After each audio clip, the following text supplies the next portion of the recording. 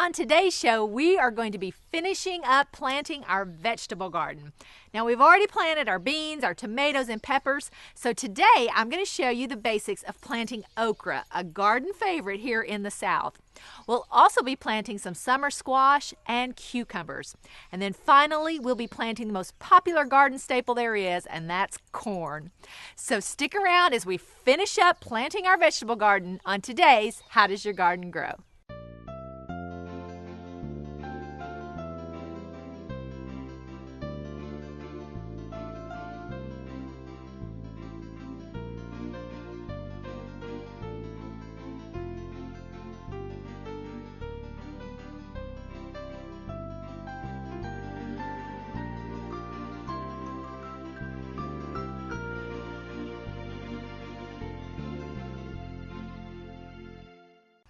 Now, the other day, I planted half of my vegetable garden, but I think we need to take a few minutes to review what we did to prepare our bed.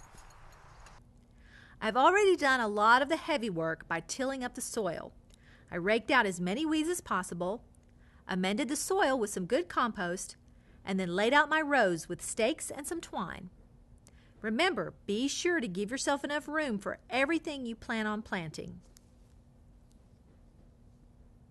Well, now that we've reviewed our prep work, I'm going to take you through the steps of planting, caring for, and harvesting your okra, summer squash, cucumbers, and corn. So come with me and we'll take a look at our seeds and everything we need to start planting.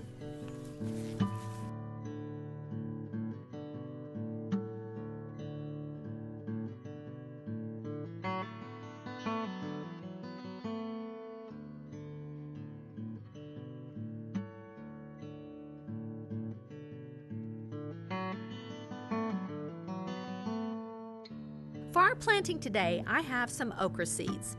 Now, as you can see, they're pretty small, and I've taken the time to soak them overnight to help them germinate and open up quicker in the ground. Next, I have some cucumber and summer squash seeds. I'm only planting a couple of hills of each, so I won't need that many seeds. And last, I'm planting some corn. A favorite type here in the South that does really well is Silver Queen.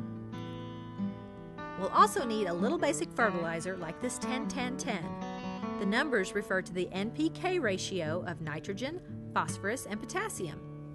So now, let's get ready to plant our okra. Okra is a warm season vegetable, and for a very good yield, it must be grown in full sunlight in well-drained fertile soil and planted in the spring after all danger of frost has passed. As we've done with our other vegetables, you need to be sure you have your soil well turned, as we did when we tilled up the bed, and work out as many weeds and clods of soil that you can. I've already applied compost to the soil, and now it's time to add some of our 10-10-10 fertilizer. For this space, I'm using about 3 cups for these 2 rows. Be sure and refer to the packaging of your fertilizer to determine the amount you need. Spread the fertilizer evenly over the area. Then mix it well into the top 3 to 4 inches of soil. Next, dig your trench following your stream guideline. Okra needs to be planted at least 1 inch deep and about 2 inches apart in the row, with your rows being at least 1 foot apart. Because they're smaller seeds, it may be a bit more difficult to lay them in the ground, but don't worry. If you get them a little unevenly spaced, it will be okay. You're going to thin your plants to about 1 foot apart when they're up and growing anyway. Once you get your seeds in the ground, simply go back with your hoe and rake the soil over the seeds. I also like to lightly tamp the soil afterwards to ensure that the seeds are all snug in the ground. Okra will do fairly well under dry conditions. However, watering every 7 to 10 days will give you a better yield. Okra normally needs side dressing several times during the long growing season. This is done by applying your fertilizer in a trench between rows, being careful not to hurt your roots. You want to start this at the first bloom and then every 6 weeks thereafter. Be sure to always water the plants after fertilizing. Side dressing should be alternated from one side of the row to the other the next time. This method keeps the roots spreading and reaching farther away from the base of the plant, and it makes a stronger root system.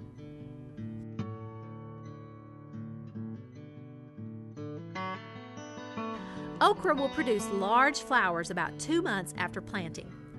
The okra pods will be ready to pick 3 to 4 days later. Now be sure and harvest the pods when they are 3 to 4 inches long. If the okra gets too large, it will be tough and stringy. Pick the okra every 1 to 2 days or your yield will be decreased, and use a pair of sharp pruning shears.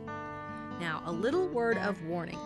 Before you start cutting your okra, be sure and wear protective clothing like a long-sleeve shirt and gloves. The leaves of okra are very scratchy and could cause allergic reaction to people with sensitive skin.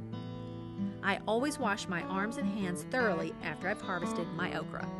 Well, now you know all about planting okra, but we're not done yet. We've got to plant our cucumbers and summer squash, so don't go away.